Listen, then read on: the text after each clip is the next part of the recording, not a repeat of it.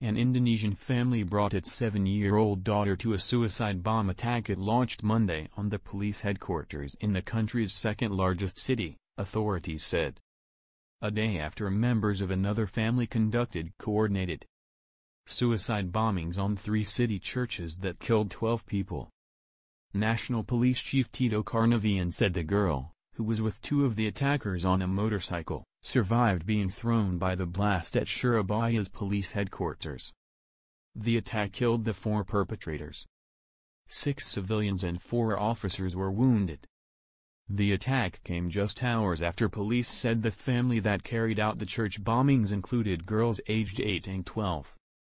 The flurry of bombings raised concerns that previously beaten down militant networks in the world's most populous Muslim-majority nation have been reinvigorated by the return of some of the estimated 1,100 Indonesians who went to fight with the Islamic State group in Syria.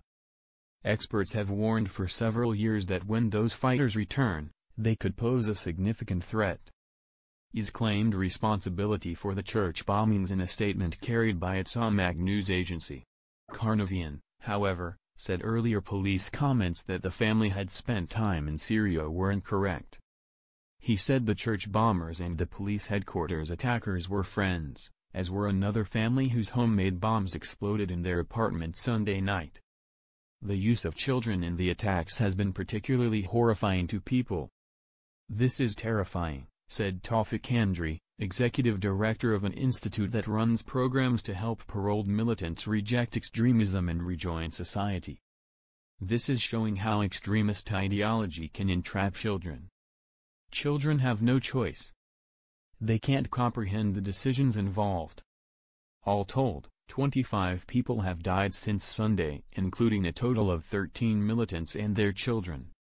Indonesian President Joko Widodo condemned the attacks as barbaric and vowed that authorities would root out and destroy Islamic militant networks.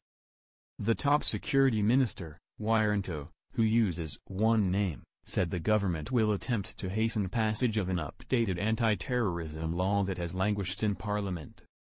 A security camera video of the attack on Surabaya's police headquarters showed at least one explosion after the 4 attackers rode 2 motorcycles up to a security checkpoint. The motorcycles, which moved closely together, pulled up alongside a car and 4 officers manning opposite sides of the checkpoint. 2 men, apparently civilians, were walking into the area just yards, from the motorcycles at the moment of the explosion, which a split second later was followed by a second possible blast. Indonesia's deadliest terrorist attack occurred in 2002, when bombs exploded on the tourist island of Bali, killing 202 people in one night, mostly foreigners. Jemaah Islamiyah, the Al-Qaeda-affiliated network responsible for the Bali attacks, was obliterated by a sustained crackdown on militants by Indonesia's counter-terrorism police with U.S. and Australian support. Its leaders were killed in police raids and hundreds of militants were arrested. Karnavian said the father of the family that carried out the church bombings was head of the Surabaya cell of Jemaah Ansharut Daulah, an Indonesian militant network affiliated with IS that has been implicated in attacks in Indonesia in the past year. All 6 members of the family were killed. The IS statement claiming responsibility for the attacks didn't mention anything about families or children taking part and said there were only 3 attackers. The group also claimed responsibility for a hostage-taking ordeal last week by imprisoned Islamic militants at a detention center near Jakarta in which 6 officers were killed. Separately on Sunday, 3 members of another family were killed when homemade bombs exploded at an apartment in Sidoarjo, a town bordering Surabaya, police said.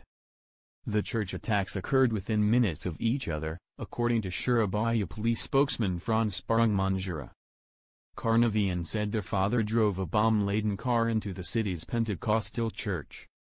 The mother, with her 2 daughters, attacked the Christian church of Diponegoro, he said.